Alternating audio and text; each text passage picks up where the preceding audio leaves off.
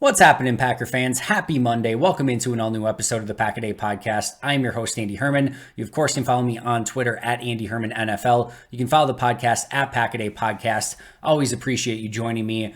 Let's start by saying the Green Bay Packers, your Green Bay Packers, are officially in the playoff hunt. And no, if you would have told me even 2 weeks ago that we were heading into December, that's when Green Bay's next game is going to be in December, that the Packers were legitimately in the playoff hunt, coming off of back-to-back wins against the Chargers and the Lions, I would not have believed you in any capacity. I did not expect this to be the case. Again, a couple weeks ago, I didn't really expect it to be the case at the beginning of the season. Did I think they could be competitive? Yes. Did I think that they could stay in the hunt up until, kind of December and kind of be a little bit frisky and maybe finish somewhere in that 8-9 range? Absolutely. But I'm not sure I would have ever expected, as we, again, kicked off December later this week, that not only is Green Bay in the hunt, but they might legitimately be favorites to actually hold a playoff spot come the end of the season, which is astounding. It's legitimately astounding. It's astounding because they moved on from a generational player in Aaron Rodgers and traded him in the offseason. With that came a massive dead cap hit. It's astounding because one of their other huge cap hits that they were really leaning upon on their offense this year, David Bakhtiari, only played in one game. One of their other keys to the entire offense, Aaron Jones, has been beat up or out almost all of the season so far. In fact, I'm not sure we've really seen a fully healthy Aaron Jones for a full game at any point this year. It's astounding because those are those are just a few of the insane injuries that Green Bay's had to deal with so far. It's astounding because just at the trade deadline, they traded away one of their other best players in Rasul Douglas for a future third-round pick, having to also give up a fifth-round pick in the process of doing so. This was a team that were sellers at the trade deadline, that was heading into a 3-game stretch against the Chargers, the Lions, and the Chiefs, where it looked like they may lose, all but the Rams game from week 4 on. Like, that is crazy. And obviously, I mean, up until that Chiefs game, not through the remainder of this season, but the stretch of games for a while there were not pretty. You had losses to the Broncos and the Raiders that today look much better than they did at the time. And it was just not a aesthetically pleasing brand of football that Green Bay was playing. And to even mention the word playoffs with this team, a month ago, was basically laughable and was akin to the Jim Mora playoffs. You want to talk about playoffs? So it seemed completely unrealistic that today we would be talking about the Green Bay Packers legitimately being in the playoff hunt at 5-6, coming off of back-to-back wins against the Chargers and the Lions, and currently, as we sit here today, are the number 8 seed in the playoffs. Now, there is no number 8 seed in the playoffs. Of course, there are only 7 seeds in the NFC, but they are holding that number 8 spot as the top team that would not make the playoffs at this point. So a couple things. Before we jump in fully today, for those of you who are watching on YouTube, I do want to apologize in advance because as much as I would love to keep beautiful eye contact with you guys, there's a ton of numbers and probabilities and scheduling stuff that I'm going to have to read a little bit today. So my apologies for that, but bear with me. And obviously for those of you listening on the audio podcast, you will not know any different other than me having to give that disclaimer. So let's jump in and just know that I'm going to have to do a little bit more reading than usual today. The first thing I want to discuss, though, when it comes to the entire playoff scenario is that to me, there are 2 things that still supersede any sort of win-loss record or playoff push moving forward. And those 2 things that are still the single most important aspect of this entire season, it's not getting into the playoffs, because and I've been wrong before, but I don't legitimately think, and I don't think you legitimately think, that Green Bay has any real shot at winning a Super Bowl this year.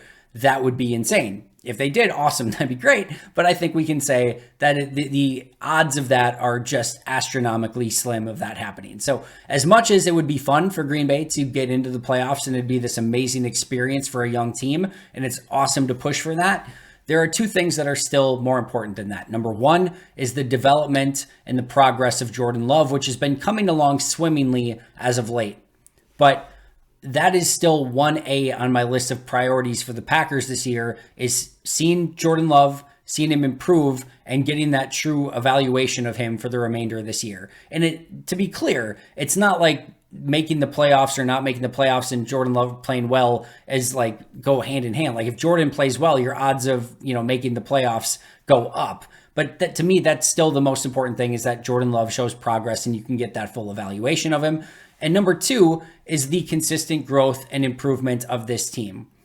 I, quite frankly, as I've said all year long, if this team somehow got worse than what we just saw against the Lions and to some extent the Chargers over the past couple weeks, and they played worse football, maybe lost to the Vikings and the Chiefs, but just won their other 4 games against bad football teams and somehow got in the playoffs, but it just was really gross. They, maybe got some ugly wins or something like that. And like the overall progress of the team took a step back. I don't know. To me, that's not all that exciting to me.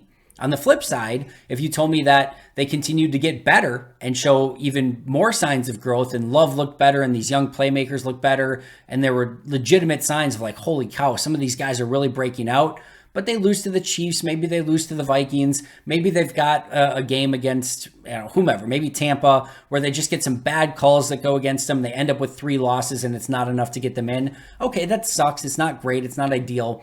But if you told me that they continue to show signs of progress, and Love specifically continued to show those signs of progress, that to me is still more important than any specific playoff push. But like I said, they're not exactly mutually conclusive. And if you have these things that do go into this, Jordan Love improving and the rest of the team improving, like I said, the odds are you're playing better, and the odds are that you do have a legitimate chance to make the playoffs. And I'll say it one more time, it is a very real possibility at this time.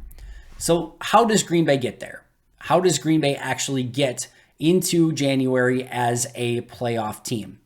Let's start by saying the division is extremely unlikely. The Lions still sit atop the division at 8-3, and Green Bay would have to jump both the Lions and the Minnesota Vikings to get into that spot.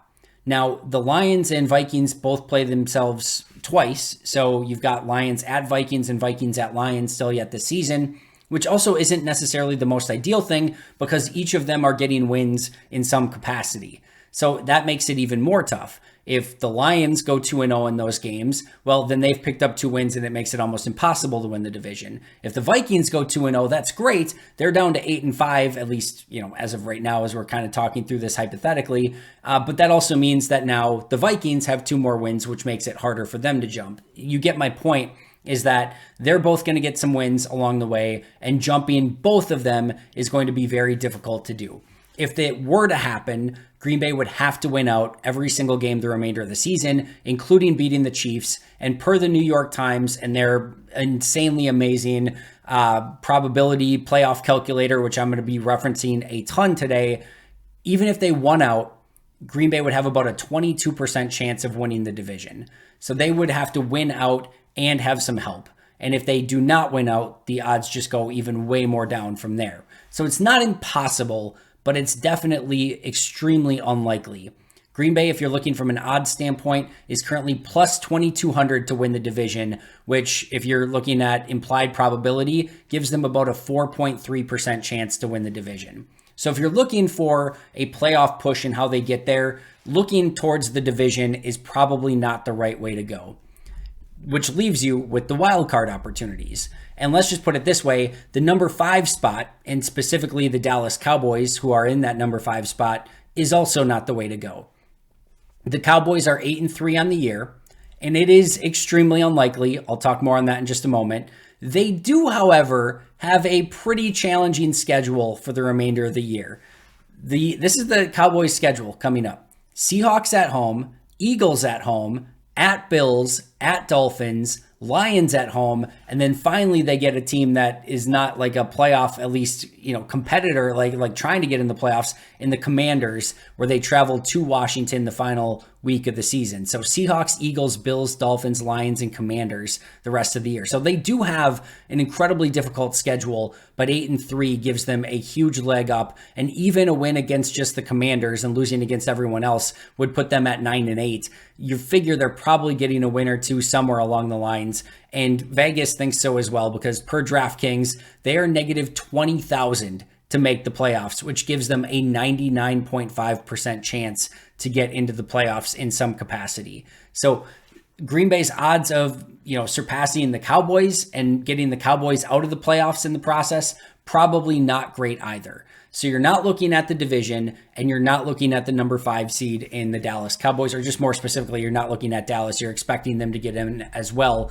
So more importantly, you're looking at the number 6 seed and you're looking at the number 7 seed. The two teams at the bottom of the wild card right now as we speak, the number 6 seed Minnesota Vikings and the number 7 seed Seattle Seahawks, both currently sitting at 6-5 as of recording this. If you're listening to this after the Monday Night Football game, things may have changed, but as of right now, both teams sit at 6-5.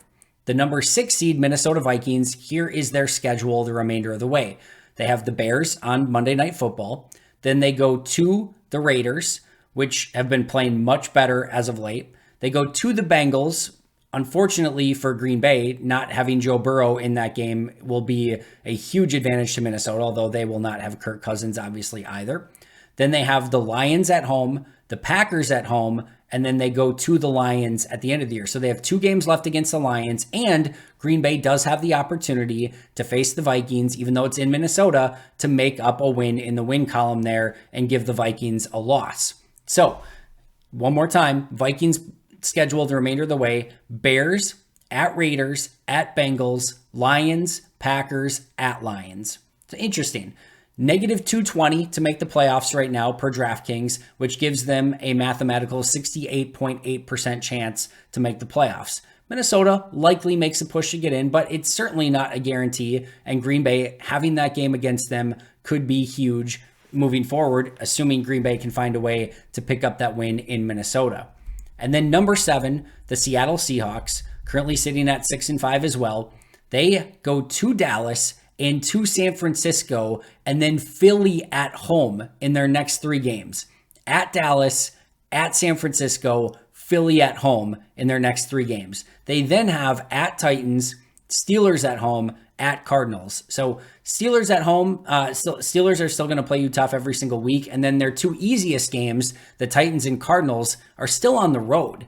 So again, at Cowboys, at 49ers, Eagles at home, at Titans, Steelers at home, at Cardinals. Not an easy schedule the rest of the way for the Seahawks. They are currently plus 135 to make the playoffs with a 42.6 implied probability, 42.6% chance via implied probability to actually make the playoffs. And that brings us to number 8 currently, your Green Bay Packers, sitting at 5-6. Have the Chiefs at home this week, then at Giants, Buccaneers at home, at Panthers, at Vikings, Bears at home. That is the 8-3 Chiefs at home this week. Then they go to the 4-8 currently New York Giants, Buccaneers at home, who are 4-7 right now, at the Panthers, who are 1-10 and the worst team in football, at the Vikings, who are currently 6-5, Bears at home, 3-8 is where the Bears are at right now. DraftKings gives Green Bay a plus 100 chance to make the playoffs as a wild card team, or basically as an implied probability, a 50% chance, a coin flips chance to make the playoffs. One other team I wanted to mention, the LA Rams at number 9, also sitting at 5-6. Green Bay has the tiebreaker because they beat the Rams earlier this season.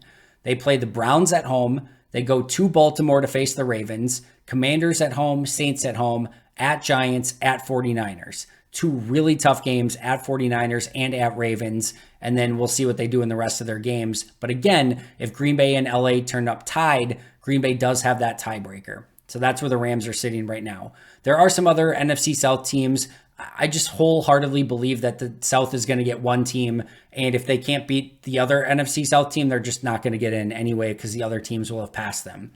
If you're looking at the betting favorites to currently get the wild card seeds in the NFC, the Cowboys are negative 1,800. So again, they're a massive opportunity to get in the playoffs in some capacity, but negative 1,800 to have a wild card seed. Negative 125 is the Vikings. Plus 100 is the Packers. Plus 125 is the Seahawks. Plus 210 are the Rams. So if you're looking at that, weighing it out, the number 5 seed, negative 1,800 Cowboys. The number 6, negative 125 Vikings. The 7, plus 100 Packers. Then the 8, plus 125 Seahawks. The 9, plus 210 Rams is what Vegas is going off of right now. Again, it's not perfect. They're trying to get you to bet. It's not exactly a key predictor, but that's where the odds are at this time in Vegas. So if you want to know what to cheer for moving forward, you want to cheer obviously for the Packers. You want to cheer against the Vikings and the Seahawks. Those are the two big teams to cheer against. If you're looking for something in the NFC South, cheer for the Falcons and against the Saints. The reason being is you want the Falcons to win the NFC South because right now the Falcons would have the tiebreaker with the Packers because the Falcons beat the Packers earlier this year. So you don't want any sort of conflict there. You would rather have it be the Saints that are chasing for that wild card spot and the Falcons are the team that are, running away with the NFC South rather than the other way around. So cheer for the Falcons, cheer against the Saints. And as of right now, I would very much argue, and you can look at it however you want, but the Eagles, the 49ers, the Lions, and the Cowboys aren't super relevant to Green Bay's chase right now. So you don't have to cheer against the Cowboys, the Lions, the 49ers, or the Eagles because they're ahead in the NFC race. You're not really fighting for those spots. Those 4 spots are basically taken. You're going to have the NFC South spot that's taken. You're really cheering against the Vikings and the Seahawks, and again, for the Packers. So coming up, be as it may, this upcoming week, as I mentioned, Monday Night Football tonight as you're probably listening to this, Vikings-Bears on Monday Night Football. As weird as it sounds and as disgusting as it may make you feel, you're a Bears fan on Monday Night Football if you want the Packers to make the playoffs. And then Seahawks-Cowboys on Thursday Night Football. As much as it may pain you and give you some acid indigestion, you're a Cowboys fan on Thursday. So you are a Bears and Cowboys fan on Monday and Thursday if you are trying to get the Packers to the playoffs. And again, cheering against the Vikings and the Seahawks may be a bit more palatable than cheering for the Bears and Cowboys, but it is what it is. And you have 2 big primetime games that if you're a Packer fan, you have a very vested and rooted interest in for the Packers the remainder of this season. All right, if we're looking across the interwebs at all the amazing sort of playoff predictors and those sort of things that are out there, the Packers odds, if you want to go by different sports books and things like that, per DraftKings right now, and again, as I'm recording this, these things can change in a moment's notice, but I looked them up all right before I recorded this. DraftKings gives Green Bay a 50% chance to make the playoffs. New York Times in their playoff simulator gives Green Bay a 45% chance to make the playoffs, where ESPN in their football power index gives Green Bay a 44.1% chance to make the playoffs. So either way, you're looking at pretty much a coin flip one way or the other that Green Bay gets in or doesn't get in. And if they do, you're almost assuredly looking at either the number 6 or the number 7 seed in the NFC. If you're looking at it from, all right, what games do you really want to kind of keep an eye on moving forward, or like what are the most important games? The Vikings game is the single most important game for Green Bay moving forward. If like all other things aside, no matter what happens, like we don't know what happens in any of the other games, and we don't know anything that happens in the Packers' other games, right? Just the Vikings game alone. If you said right now, if the Vikings game were to be played at this instant and Green Bay beat the Vikings, they would go up to a 65% chance to make the playoffs per New York Times. If they were to lose that game to the Vikings, they would go down to a 26% chance to make the playoffs. That is a 39% swing in the wrong direction if they were to lose instead of win. Either way, it's a 39% swing one way or the other. That is the biggest game on the schedule remaining for the Packers from a playoff standpoint is Packers at Vikings. Again, win gets you in 65% of the time. Loss gets you in only 26% of the time. Huge remaining game. The Bears in the final week is the next biggest. You win that game against the Bears, you are 60% chance to get in. You lose, you are only 26% chance to get in. A 34% swing one way or the other. Bucks is the third most important. Win that, you have a 58% chance to get in. Lose it, you only have a 27% chance to get in. A 31% swing one way or the other. Followed by the Giants. If you win, you get a 54% chance. If you lose, you have only a 24% chance. Actually, the worst of any team that they would face if they were to lose that game. And that would be a 30% swing. The Chiefs game is next. If they win that one, they go up to a 67% chance to make the playoffs. If they lose it, however, they are still a better odds than any of the other games they could possibly lose, with still a 38% chance to make the playoffs. So only a 29% swing that way. And for the Panthers, if they were to win that one, it only goes up to 54% chance to make the playoffs. If they lose, though, it goes down to 26%, a 28% swing one way or the other. So most important game, Vikings, followed by the Bears, followed by the Bucks, followed by the Giants, the Chiefs, and then the Panthers. That's your power rankings of games with most importance moving forward. So what if the most obvious scenario plays out? They lose to the Chiefs this Sunday. They beat the Giants on the road. They beat the Buccaneers at home. They beat the Panthers on the road. They lose to the Vikings on the road. And then they beat the Bears at home. They finish 9-8. 2 losses to the Chiefs and the Vikings. Wins against the Giants, Bucks, Panthers, and Bears. Again, finishing 9-8. In that specific scenario, per New York Times playoff simulator, they would have a 79% chance to make the playoffs. That's pretty good. That's pretty good, assuming they lose their worst 2 games, or the hardest 2 games against the Chiefs and Vikings, and win their other 4, a 79% chance to make the playoffs. It's not perfect. They could still get beaten out depending on what happens to other teams, and that would suck if they go 9-8 and don't get in the playoffs. But 79-80% chance, that's a pretty good odds that they get in the most likely scenario. Again, if they lose to the 2 hardest teams and beat everyone else, all right, right around, again, 4 out of 5 times they're going to get in the playoffs. So let's look at some other opportunities here. If they go undefeated the remainder of the season, New York Times gives them a 100% chance to make the playoffs. So if you're looking at a run the table scenario, a run the table scenario gets them in 100% of the time per New York Times. What if they have 1 loss? All right, 1 loss. If it's to the Vikings, if that 1 loss is to the Vikings and they beat everyone else, they have a 96% chance to make the playoffs. If that 1 loss is to anyone else and they beat the Vikings, they have a greater than 99% chance to make the playoffs. So you would ideally have that loss actually be against the Chiefs because it's an AFC team and you want to beat all the NFC teams. That can help in tiebreakers as well. But what New York Times is saying is lose to the Vikings and win the rest of your games, have a 96% chance, or win all of your games and lose any other game besides the Vikings and have a 99% chance to get in. So either way, lose 1 game and you're almost assuredly going to get in the playoffs in some capacity. How about 2 losses? This is going to fluctuate greatly depending on who the 2 losses are against. The worst case scenario with 2 losses is that you lose to the Vikings and the Bears. You lose to the Vikings and the Bears, and your odds of making the playoffs per New York Times is only 72% chance. So 72% chance if you lose to the Vikings and the Bears. If you were to lose to the Chiefs and the Giants, you're still a 94% chance to make the playoffs. That's the best case scenario. So 2 losses is going to fluctuate somewhere between 72% and 94%. Just depends who you lose to, who you beat, and those sort of things. But still, you go 4-2 the rest of the way, and your worst case scenario is that you're still a 72% chance to make the playoffs. So this is still looking pretty good. If you're at 3 losses, then things get a lot more challenging.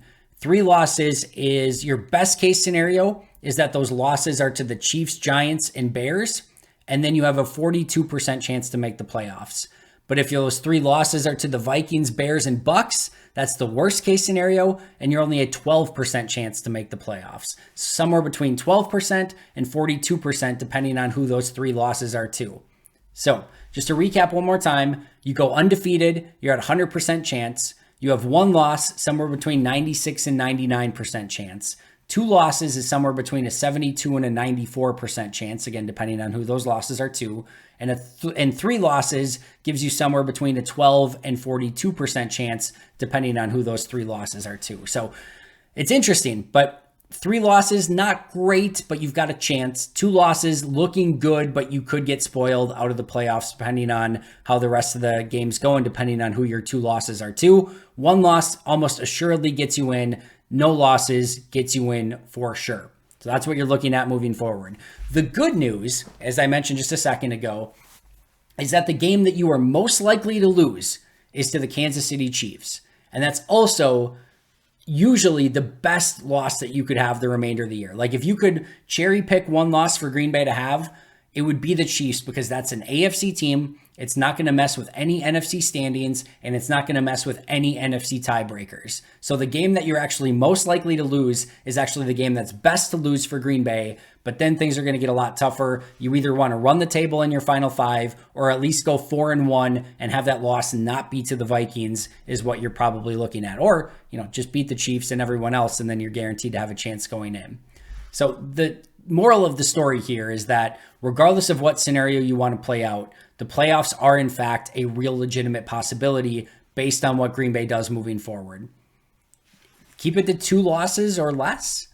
You're probably talking about Green Bay being in the playoffs in January, which is a crazy, crazy thought, again, based on where things were at just a few weeks ago, which is, again, crazy to say. So now that we sort of know that Green Bay does have a legitimate chance to make the playoffs, what if there's still a handful of you out there that are hoping that, hey, I don't want the playoffs. In fact, I'd rather have this team lose games and I'd rather get a really good draft pick to help this team moving forward.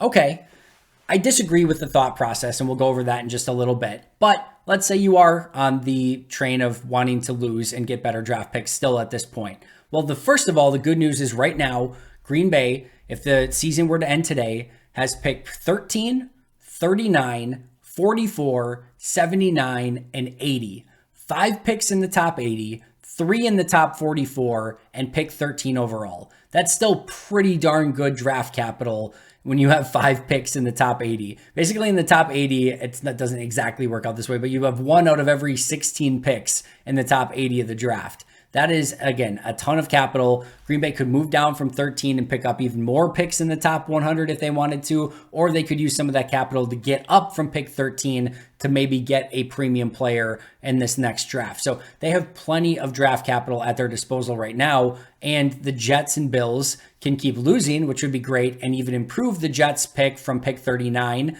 maybe to pick 35, 36 would be great. And the Bills could keep losing and move that pick from 80, maybe even further, maybe into that 75-ish range. The Bills' schedule remaining at Chiefs, Cowboys, at Chargers, Patriots, and at Dolphins. So not an easy schedule for the Bills, and you could see some legitimate losses heading their way if they don't turn things around really quick. The Jets and the Fighting Tim Boyles, you've got the Falcons at home, the Texans at home, at Dolphins, Commanders and Browns at home, at Patriots. Jets have a few more winnable games, but they are also atrocious right now. So who knows? But either way, even if you're on the go make the playoff bandwagon, you can still cheer against the Bills and the Jets moving forward to help Green Bay's draft stock in the 2nd and 3rd round. If you're cheering against the Packers to get wins, well, even at 5 wins and they lose the rest of their games, you're probably looking somewhere in that 4 to 8 range with the draft pick. It's going to be really difficult to get in that top 1, 2, or 3 pick range based on the remainder of the season and just based on how bad those teams in the top 3 are. So I don't think you're getting a top 3 pick no matter what. And like I said, even losing the rest of your games, you're probably looking at picks 4 through 8. And honestly, what's the cost of losing out at that point? It probably means that things went atrocious because it means you lost to the Panthers. It means you lost to the Bears, the Vikings, the Buccaneers, the Giants. Things went awful, which means Jordan Love probably did not play well the remainder of the season. If the Green Bay lost every one of their games, probably means you had some bad injury luck, which if it's the wrong type of injury, you could affect 2024 with that. And you miss out on an opportunity to get a young team into the playoffs and gain valuable experience. And you probably didn't see the progress and, just upward trend from a lot of these young players that you're hoping for. So and just to get the 6th pick in the draft, to me, that's not worth it in any way, shape, or form. So if it's me and it is me that's talking. So I'm going to say I still want Green Bay to win as many games as they can, make that playoff push. They're not going to make the run towards the Super Bowl, but that's okay. That winning experience, and even if they lose in the first round of the playoffs, that experience is invaluable. And I just want to see this team continue to grow and make the right steps moving forward to continue to show those signs of progress. So I don't think there's a ton of value in Green Bay losing out, and I would much rather have them win as many games as they can and make that legitimate push towards the playoffs. Why not? Why not? Because like I said, the alternative is, I don't know, like the 7th, 6th, maybe 5th or 4th pick, and like Green Bay could still mess that up. Like they could get a better player at pick 17 or wherever they're picking. You just don't know. If it's one thing, it's like if you're chasing pick 1 or 2 and it's a like life-changing draft pick or something like that, okay, I can understand. Green Bay's not going to get in that range anyway. And the way Jordan Love's playing, I don't know that you want to take a flyer on a rookie quarterback over what you have with Jordan developed anyway. So cheer for the wins is, I think, where everyone should be at right now, but to each their own. And if you're cheering for the losses, well, then cheer for Green Bay to lose, of course, and keep cheering for the Jets and Bills to lose moving forward. So that's where I'm at right now. If you're cheering for a Packers playoffs, just kind of recap, cheer for a Packers win. And of course, cheer for a Seahawks and Vikings, loss every single week. And in the meantime, cheer for some Jets and Bills losses as well to help that 2nd and 3rd round draft status, because you don't even need to tank to get some better draft picks if the Bills and Jets can continue to lose. All right, that does it for my recap of where Green Bay's at from a playoff standpoint and where they're at from a draft standpoint. Again, currently holding picks 13, 39, 44, 79, and 80 in the top 100 in the draft, and legitimately making a push towards the playoffs. Number 8 right now. They need to get to 7 or better and are right around about a coin flip's chance to do so, depending on what happens the remainder of the season. Shout out to our new members, AJ Haig Wrestling, I believe, and Chris Johnson. And then a brand new Hall of Fame member. And kudos to you, sir, or ma'am, whoever it might be. I will give you your one-time shout out as I think probably signing up as a Hall of Fame member just to say your name. So congratulations, my balls itch 1023 as the new Hall of Fame member. You will, from here on out, be known as MBI 1023. So anyone that is, a listener of this that hears me say MBI 1023, you can be in on the inside joke, and you know now that that is my balls itch 1023.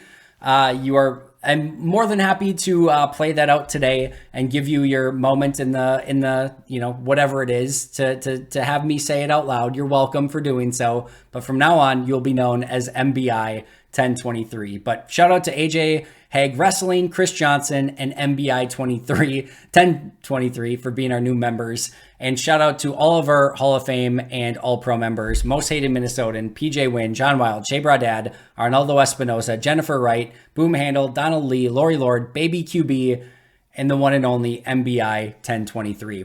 That's going to do it for me today. Thank you so much for joining me. I'll see you guys right back here tomorrow. But until next time, and as always, go Pack, go, and go Bears.